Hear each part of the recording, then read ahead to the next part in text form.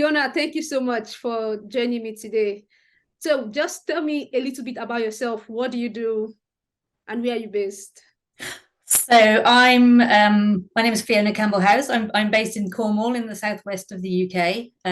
I am I call myself now a senior B2B tech content writer.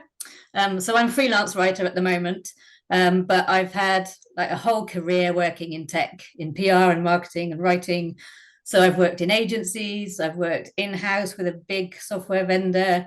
I've set up my own writing agency, which I ran for, I think, 13 years. So that was called Radix Communications, and I hired lots of writers in that agency, and I grew it to 17 people.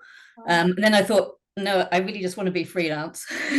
So I left, I sold it, and I left a couple of years ago, 3 years ago, and went freelance again. So I've been freelance for the past 3 years. Wow, you have an incredible career. I'm stuttering because it's just an incredible career you've had. That's amazing. So you signed up as a mentor last year for the FCDC. Why did you sign up as a mentor? So I think there were quite a few reasons. So one of them was that I'd become really aware of the challenges that freelancers in developing countries were facing.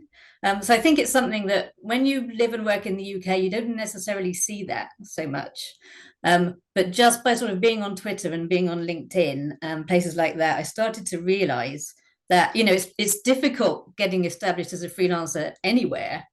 But when you're in a developing country, it's even harder because there are just many prejudices against you that are completely unjustified. And once I realized that, I thought, I'd really like to do something to sort of level the playing field, to help with some of these challenges that freelancers of color, freelancers in developing countries face. So that was sort of one reason. Another reason was when I was running my agency, because I live in a part of the UK that is very white.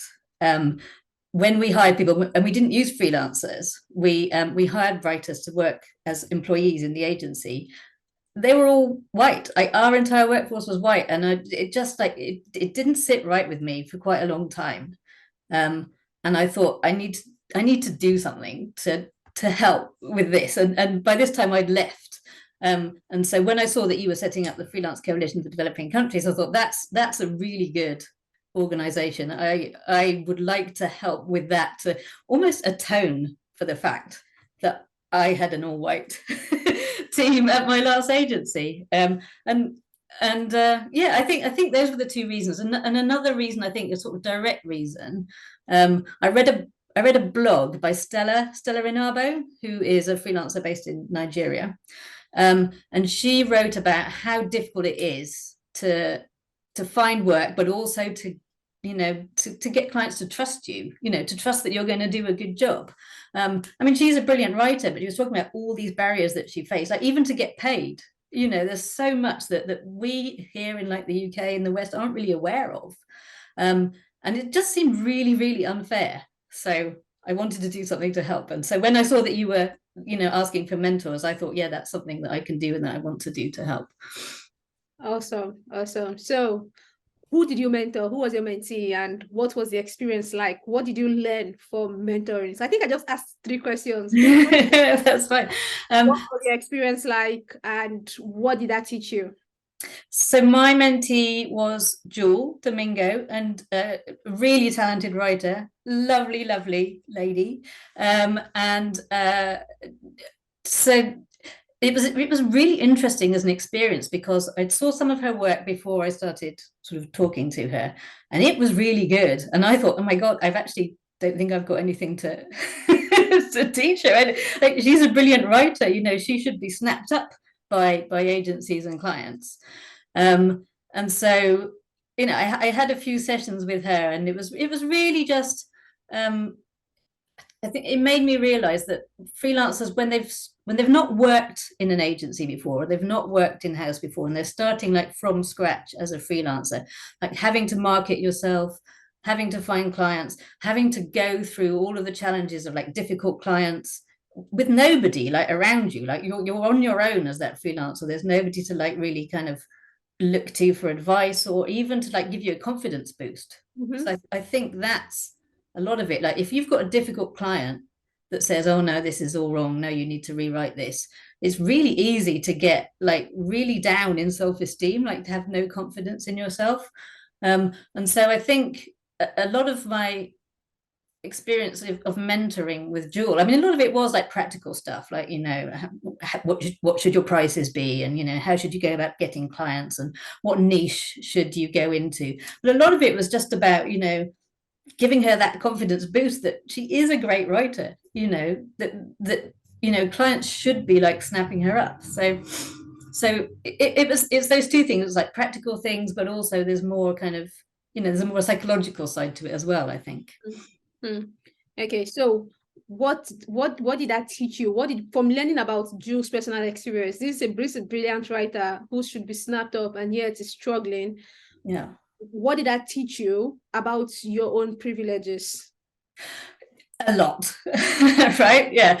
So I mean, I was already aware of my own privileges, and have become a lot more aware of it in recent years. So when I started out, because I started out in the mid-90s, where I had my first job, and I went freelance first of all at the end of the 90s. Like you couldn't just set up as a freelance then. There was no internet. People weren't like looking for freelance writers on the internet.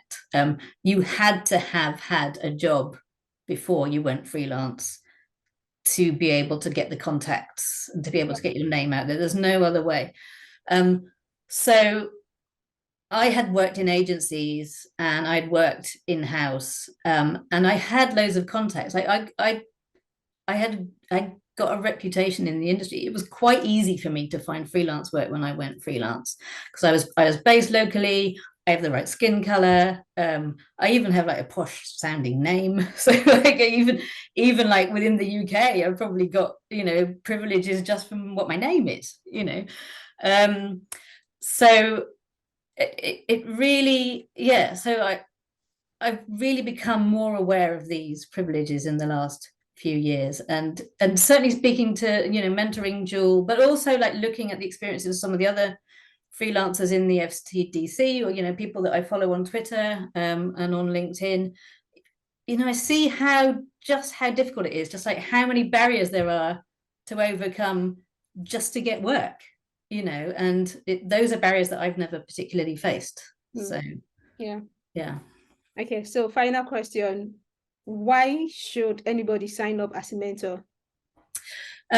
So I think that, you know, if you want to make a positive difference, you know, if you want to help people, if you want to level the playing field, you know, if you want to help talented writers find the clients, because that's what everybody wants, you know, clients want people. I mean, I'm speaking from a writing point of view. I know that, you know, you have lots of other freelancers that do lots of different other things, but from a writing point of view, there are people that want talented writers. There are talented writers like out there all over the world, and it's just like, if you want to see these people like be kind of matched up, then become a mentor, because it will give you a lot of personal sort of rewarding experience, but you're helping somebody, or you're helping two people. You're helping the freelancer and the client to find each other. So I would definitely recommend it. Yeah.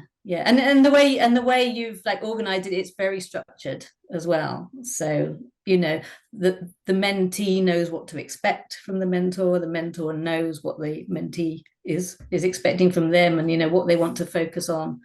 And also you just get to meet really lovely people. You know, Jul, my mentee, is just like a lovely person. I really enjoyed my chats with her. Yeah, if I remember correctly, you bought a course for her, right? Oh, I did, yes.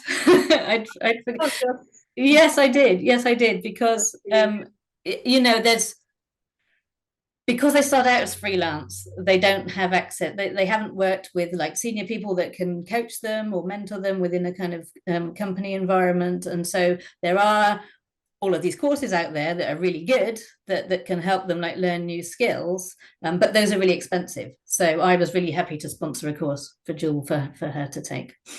Fiona, thank you so much for all that you do for the FCDC. You're also one of our monthly donors. You stand up as a mentor, and you're just there. So thank you so much for all you do. Oh, it's my pleasure. But thank you so much for you just what you do is fantastic. I'm such a big fan of yours. You're doing such great work.